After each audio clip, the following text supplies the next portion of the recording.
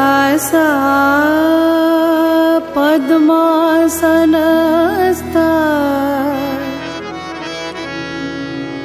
विपुलकटितटी पद्मपत्रायताक्षी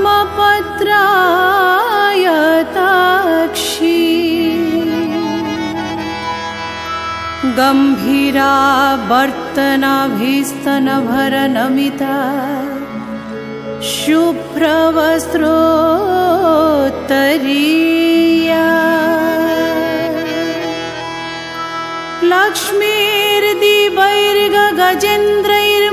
लक्ष्मीर्दिवैर्गगजेन्द्रैर्मणिगणखचितैः स्नापिता हेमकुम्भैः नित्यं सा पद्महस्ता मम वसतु गृहे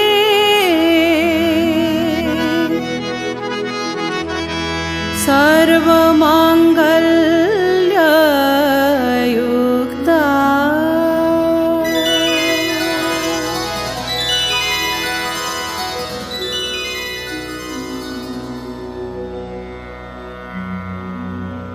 अथ श्रीलक्ष्मी सहस्रनाम स्तोत्रम्।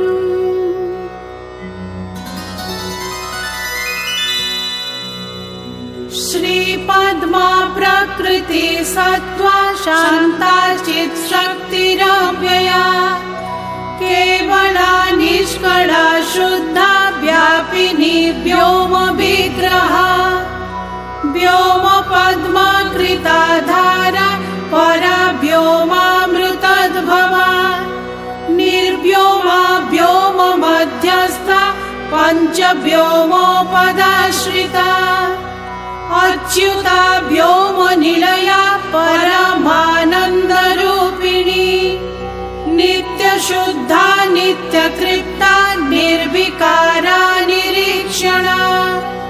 ज्ञानशक्ति कर्तृशक्तिर्भोक्तृशक्ति शिखामहा स्नेहभासा निरानन्दा विभूतिर्विमला जला अनन्ता वैष्णवी व्यक्ता विश्वानन्दा विकाशिनी शक्तिर्विभिन्न सर्वार्थी समुद्र परितोषिणी मूर्ति सनातनी हार्दि निस्तरंगा निरामया ज्ञानगेया ज्ञानगम्या ज्ञानगेय विकाशिनी स्वच्छंद शक्तिर्गहना निष्कंपाची सुनिर्मला स्वरूपा सर्वगापारा गृहिणी सुगुणोर्जिता अकलंका निराधारा निसंकल्पा निराश्रया असंकीर्णा सुशांता च शाश्वती भासुरी स्थिरा अनौपम्या निर्विकल्पा नियंत्रा यंत्रवाहिनी अभेद्या भेदिनी भिन्ना भारती वैखरी खगा अग्राह्या ग्राहिका गूढ़ा गंभीरा विश्वगोपिनी अनिर्देश्या प्रतिहता निर्विजा पावनी परा अप्रतर्क्या परिमिता भवभ्रांति विनाशिनी एका द्विरूपा त्रिविधा असंख्याता सुरेश्वरी सुप्रतिष्ठा महाधात्री स्थितिर्बुद्धिर्ध्रुवा गतिः ईश्वरी महिमा रिद्धि प्रमोदा उज्ज्वलोद्यमा अक्षया वर्धमाना च सुप्रकाशा विहंगमा नीरजा जननी नित्या जया रोचिष्मती शुभा तपोनुदा च ज्वाला च सुदीप्तिश्चक्षुमालिनी अप्रमेया त्रिधा सूक्ष्मा परा निर्वाणदायिनी अवदाता सुशुद्धा च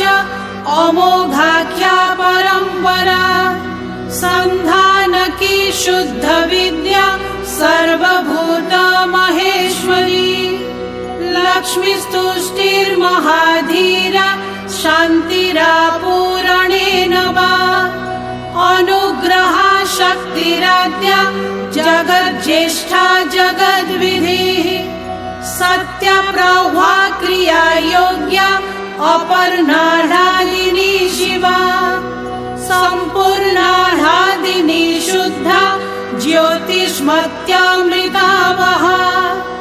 रजोवत्यार्क प्रतिभा कर्षिणी रसा परा वसुमती देवा कान्ति शान्तिर्मती कला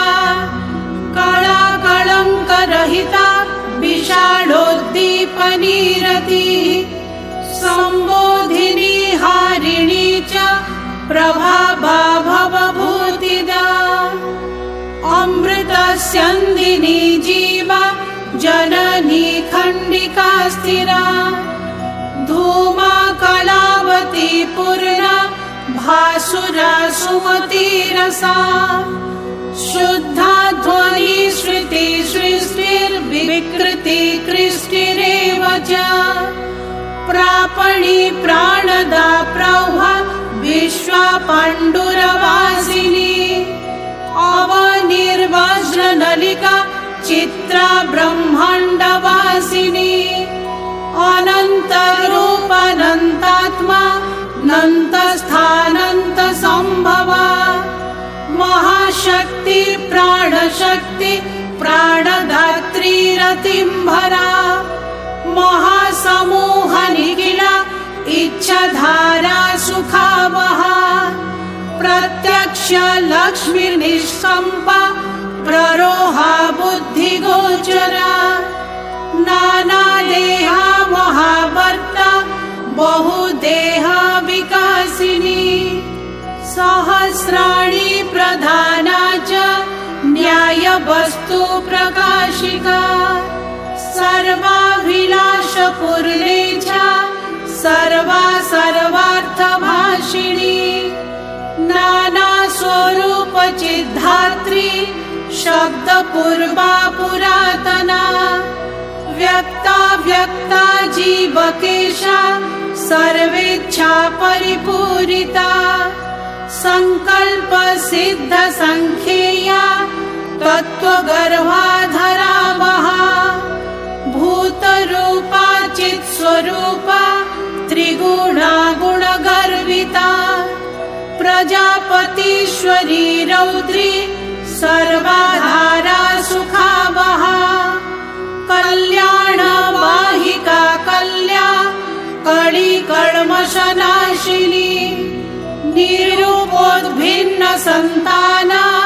सुयंत्रा त्रिगुणालया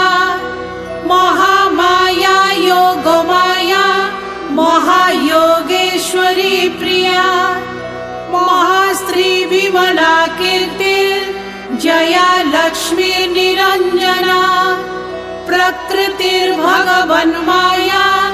शक्तिर्निद्रा यशस्करी चिंता बुद्धिर्यशः प्रज्ञा शान्तिरा प्रीतिवर्धिनी प्रद्युम्न माता साध्वी च सुख सौभाग्य सिद्धिदा काष्ठा निष्ठा प्रतिष्ठा च ज्येष्ठ श्रेष्ठा जया वहा सर्वातिशायिनी प्रीतिर् विश्वशक्तिर्महाबला वरिष्ठा विजया वीरा जयन्ती विजया प्रदा हृद्गृहा गोपिनी गुह्या गणगन्धर्व सेविता योगीश्वरी योगमाया योगिनी योग सिद्धिदा महायोगेश्वर प्रीता योग योगेश्वर प्रिया ब्रह्मेन्द्र रुद्र नमिता सुरासुरवरप्रदा त्रिवर्त्मगा त्रिलोकस्था त्रिविक्रमपदोद्भवा सुतारा तारिणी तारा दुर्गा संतारिणी परा सुतारिणी तारयन्ति भूरि तारेश्वर प्रभा गुह्य विद्या यज्ञ विद्या महाविद्या सुशोभिता अध्यात्म विद्या विघ्नेशी पद्मस्था परमेष्ठिनी अन्वीक्षिकी त्रयी वार्ता दण्डनीतिर्नयात्मिका गौरी बागीश्वरी गोत्री गायत्री कमलोद्भवा विश्वम्भरा विश्वरूपा विश्वमाता वसुप्रदा सिद्धि स्वाहा स्वधा स्वस्ति सुधा सर्वार्थ साधिनी इच्छा सृष्टिर्दिति मूर्ति कीर्ति श्रद्धा दयामती श्रुतिर्मेधा धृतिर्हि श्री विद्या विबुधा वन्दिता अनसूया घृणा नीतिर्निवृत्ति कामदुःखरा प्रतिज्ञा सन्ततिर्भूतिर्दौ प्रज्ञा विश्वमानिनी श्रुतिर्वाग्विश्वजननी पश्यन्ति मध्यमा समा सन्ध्या मेधा प्रभा भीमा सर्वाकारा सरस्वती कांक्षा माया महामाया मोहिनी माधव प्रिया सौम्या भोगा महाभोगा भोगिनी भोगदायिनी सुधौता कनक प्रख्या सुवर्ण कमलासना हिरण्यगर्भ शुश्रोणी हारिणी रमणी रमा चन्द्रा हिरण्मयी ज्योत्स्ना रम्या शोभा शुभावहा त्रैलोक्यमण्डना नारी नरेश्वर वरार्चिता त्रैलोक्य सुन्दरी रामा महाविभववाहिनी पद्मस्था पद्मनिलया पद्ममाला विभूषिता पद्मयुग्मधरा कान्ता दिव्याम्बरणभूषिता विचित्रा रत्नमुकुटा विचित्राम्बरभूषणा विचित्रमाल्यगन्धाढ्या विचित्रायुधवाहना महानारायणी देवी वैष्णवी वीरवन्दिता कालसङ्कर्षिणी घोरा तत्त्वसङ्कर्षिणी कला जगत्सम्पूर्णी विश्वा महाविभवभूषणा वारुणी वरदा व्याख्या घण्टाकर्णा विराजिता नृसिंही भैरवी ब्रह्मी भास्करी व्योमचारिणी ऐन्द्री कामधेनु सृष्टि कामयोनिर्महाप्रभा दृष्टा काम्या विश्वशक्तिर्विजगत्यात्मदर्शना करुणारूढ हृदया चान्द्री श्रीर्मधुरानना मोहोग्ररूप वाराही नारसिंही हतासुरा युगान्ताहुत भुज्ज्वाला कराला पिङ्गला कला त्रैलोक्यभूषणा भीमा श्यामा त्रैलोक्यमोहिनी मोहोत्कटा महारक्ता महाचण्डा महासना शङ्खिनी लेखिनी स्वस्था लिखिता खेचरेश्वरी भद्रकाली चैकवीरा कौमारी भवमालिनी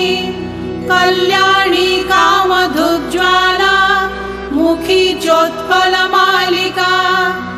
बालिका धनदासु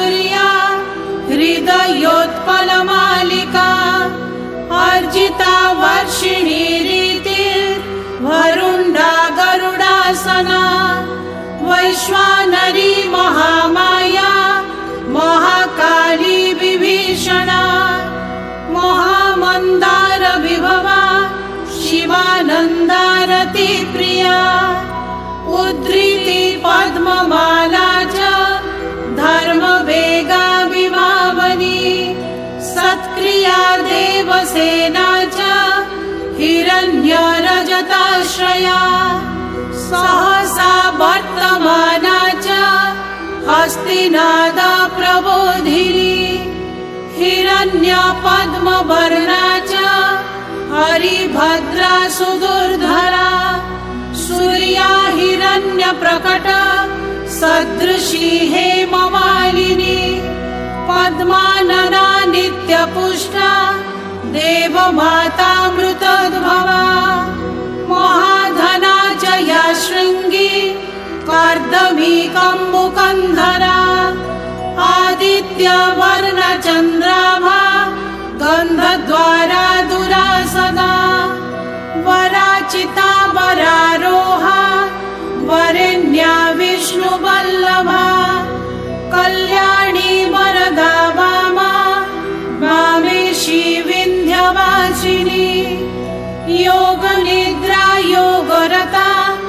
देवकी कामरूपिणी कंसविद्राविणी दुर्गा कौमारी कौशिकी क्षमा कात्यायनी कालरात्रि निशितृप्ता सुदुर्जया विरूपाक्षी विशालाक्षी भक्तानां परिरक्षिणी बहुरूपा सुरूपा च विरूपा रूपवर्जिता घण्टा निनाद बहुला जीमुतध्वनिनीश्वरा महादेवेन्द्रमथिनी भ्रुकुटी कुटिलानना सत्योपयाजिता चैका कौबेरी ब्रह्मचारिणी आर्या यशोदसुतदा धर्मकामार्थमोक्षदा दारिद्र्य दुःखशमनी घोर दुर्गार्तिनाशिनी भक्तार्तिशमनी भव्या भवभर्गापहारिणी क्षीराब्धितनया पद्मा कमलाधरणीधरा रुक्मिणी रोहिणी सीता सत्यभामा यशस्विनी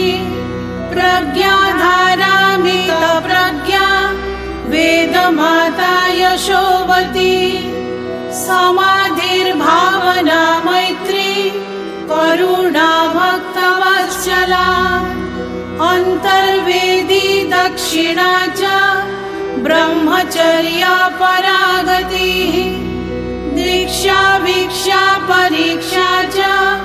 समीक्षा वीरवत्सला अम्बिका सुरभिसिद्धा सिद्धविद्याधरार्चिता सुदीक्षा लेलिहाना च कराला विश्वपूरका विश्वसंधारणी दीप्ति स्थापनी ताण्डवा प्रिया उद्भवा विरजा राज्ञी तापनी विन्दुमालिनी क्षीरधारा सुप्रभावा लोकमाता सुवर्चसा हव्यगर्भा चाज्यगर्भा जुह्यतो यज्ञसम्भवा आप्यायनी पावनी च दहनी दहनाश्रया मातृका माधवी मुख्या मोक्षलक्ष्मीर्महद्धिरा सर्वकामप्रदा भद्रा सुभद्रा सर्वमङ्गला श्वेता सुशुक्लवसना शुक्लमाल्यानुलेपना हंसाहीना करीहंसी हृद्या हृत्कमलालया सीतातपत्र शुश्रोणी पद्मपत्रायते क्षणा सावित्री सत्य सङ्कल्पा कामदा कामकामिनी दर्शनीया दृशा दृश्या स्पृश्य सेव्या वराङ्गना भोगप्रिया भोगवती भोगीन्द्र शयनासना आर्द्रा पुष्करिणी पुण्या पावनी पापसूदनी श्रीमती च शुभाकारा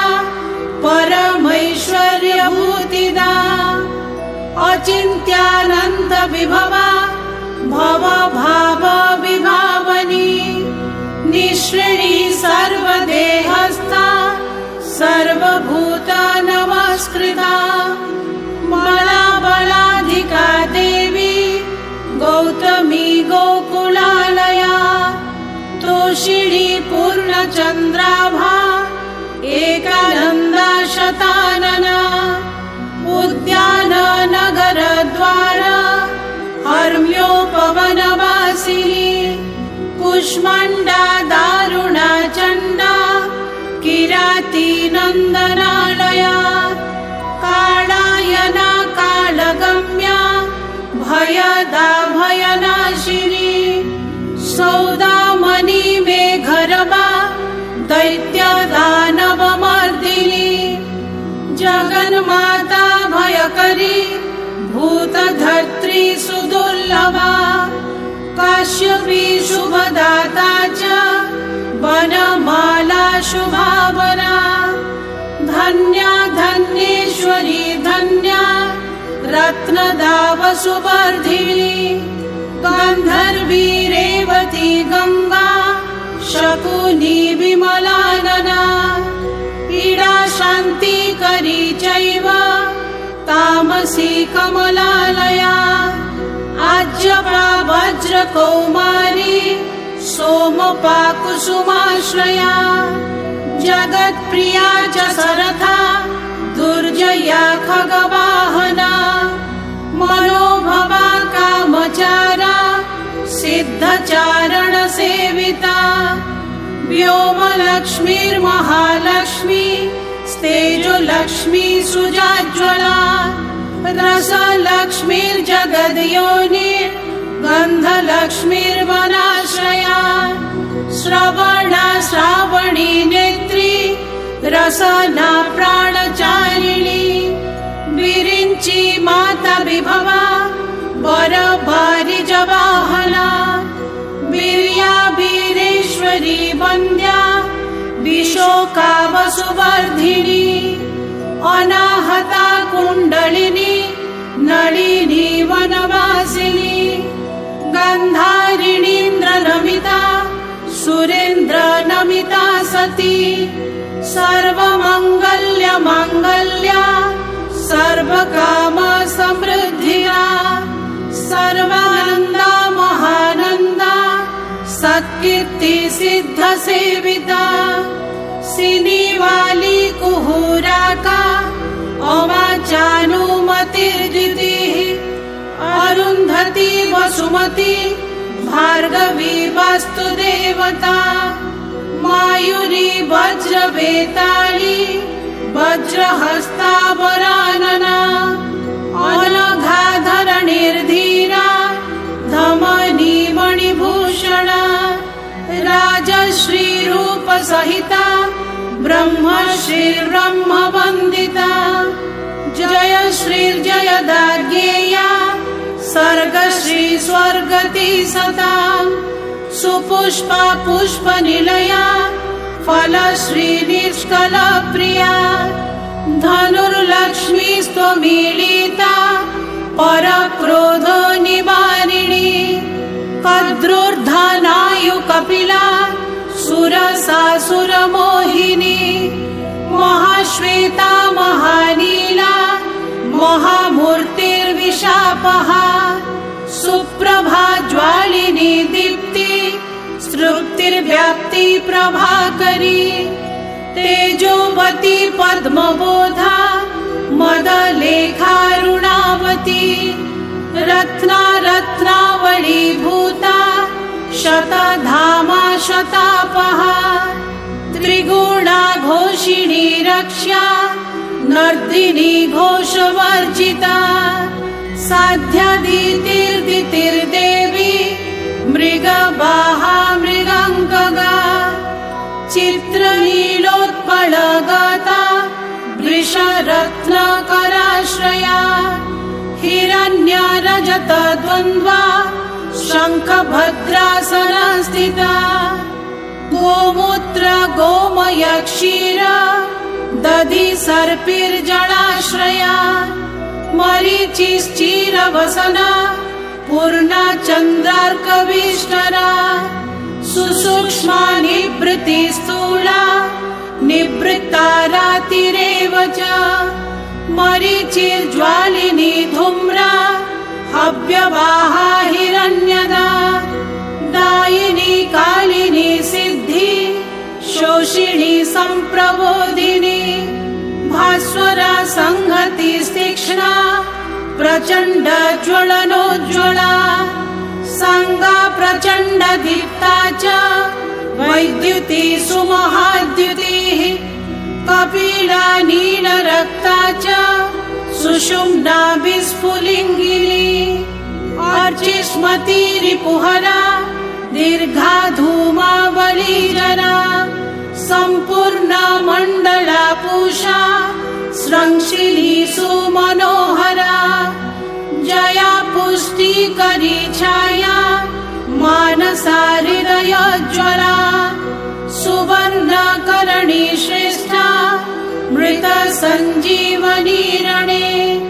विशल्यकरणी शुभ्रा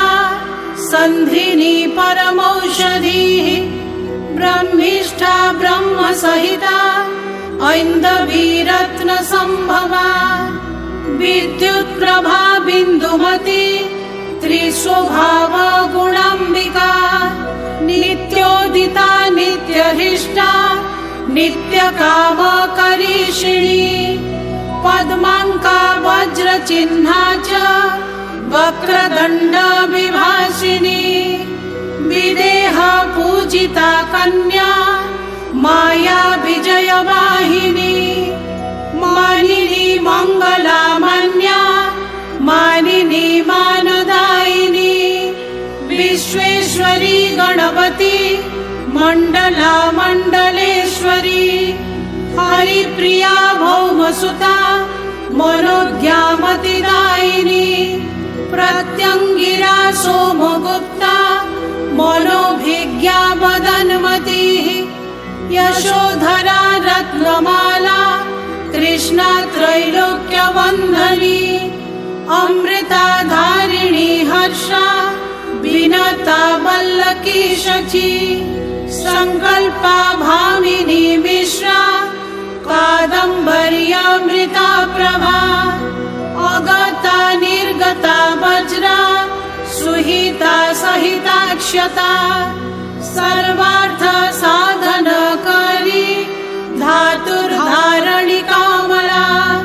करुणाधार सम्भूता कमलक्षी शशि प्रिया सौम्यरूपा महादीप्ता महाज्वाला विकाशिनी माला काञ्चन माला च सद्वज्रा कनकप्रभा प्रक्रिया परमायोक्त्री शोभिका च सुखोदया विजृम्भणा च वज्राख्या शृङ्खला कमलेक्षणा जयङ्करी मधुमती हरिता शशिनी शिवा मूला प्रकृतिरीशानी योगमाता मनोजमा धर्मोदया भानुमती सर्वभाषा सुखावहा धुरन्धरा च बाला च धर्मसेव्या तथागता सुकुमारा सौम्यमुखी सौम्य संबोधनोत्तमा सुमुखी सर्वतो भद्रा गुह्य शक्तिर्गुहालया फलायुधा चैकवीरा सर्वशस्त्र सुधारिणी व्योम शक्तिर्महादेहा व्योमगा मधुमन्मयी गंगा वितस्ता यमुना चंद्रभागा सरस्वती तिलोत्तमोर्वशी रंभा स्वामिनी सुरसुंदरी बाणप्रहरणा बाला बिंबोष्ठी चारुहासिनी ककुद्मिनी चारुपृष्ठा दृष्टा फलप्रदा काम्याचरी च काम्या च कामचार विहारिणी हिमशैलेन्द्र संकाशा गजेन्द्र वरवाहना अशेष सुख सौभाग्य संपदां योनिरुत्तमा सर्वोत्कृष्टा सर्वमयी सर्वा सर्वेश्वर प्रिया सर्वांग योनि सा व्यक्ता संप्रधानेश्वरेश्वरी विष्णुवक्ष स्थलगता किमतः परमुच्यते परा निर्महिमा देवी हरिभक्ष स्थलाश्रया सा देवी पापहन्त्री च सान्निध्यं कुरुतान्मम इति नाम्नां सहस्रं तु लक्ष्म्या प्रोक्तं शुभावहम् परावरेण भेदेन मुख्यगौणेन भागतः यश्चैतत् कीर्तये नित्यं शृणुयाद्वापि पद्मजा शुचि समाहितो भूत्वा भक्ति श्रद्धा समन्वितः श्रीनिवासं समभ्यर्च्य पुष्पधूपानुलेपनैः भोगैश्च मधुपर्काद्यै यथाशक्ति जगद्गुरुं तत्पार्श्वस्थां श्रियं देवीं सम्पूज्य श्रीधर प्रियां ततो नाम सहस्रेण तोषयेत् परमेश्वरीं नाम रत्नावली स्तोत्रम् इदं यः सततं पठेत् प्रसादाभिमुखी लक्ष्मी सर्वं तस्मै प्रयच्छति यस्या लक्ष्म्याश्च सम्भूता शक्तयो विश्वगा सदा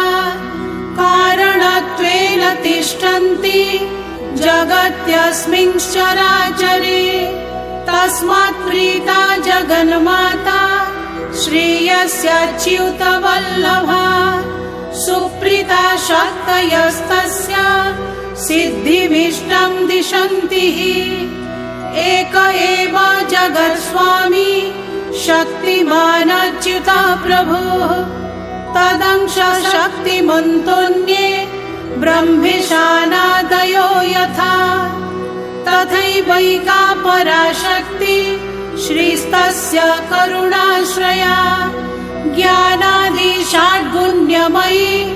या प्रोक्ता प्रकृतिपरा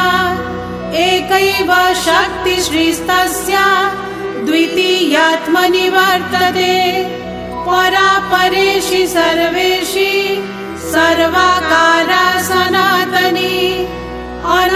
अनन्तनामधेया च शक्तिचक्रस्य नायिका जगच्चराचरमिदं सर्वं व्याप्य व्यवस्थिता तस्मादेकैव परमा श्रीर्गेया विश्वरूपिणी सौम्या सौम्येन रूपेण संस्थिता नटजीववत् यो यो जगति पुंभावा स विष्णुरिति निश्चयः या या तु नारीभावस्था तत्र लक्ष्मीर्व्यवस्थिता प्रकृते पुरुषाच्चान्या स्तृतीयो नैव विद्यते अथ किं बहुनोक्तेन नर नारीमयो हरिः अनेकभेदभिन्नस्तु क्रियते परमेश्वरः महाविभूतिं दयितां ये स्तुवन्त्यच्युतप्रिया ते प्राप्नुवन्ति परमां लक्ष्मीं संशुद्धचेतसः पद्मयोनिरिदं प्राप्य पठन् स्तोत्रमिदं क्रमात् दिव्यमष्टगुणैश्वर्यं तत्प्रसादाच्च लब्धवान् सकामानां च फलदाम् अकामानां च मोक्षदाम् पुस्तकाख्यां भयत्रात्रिं सितभस्त्रं त्रिलोचनां महापद्मानिशन्नं लक्ष्मीमजरतं नुमः।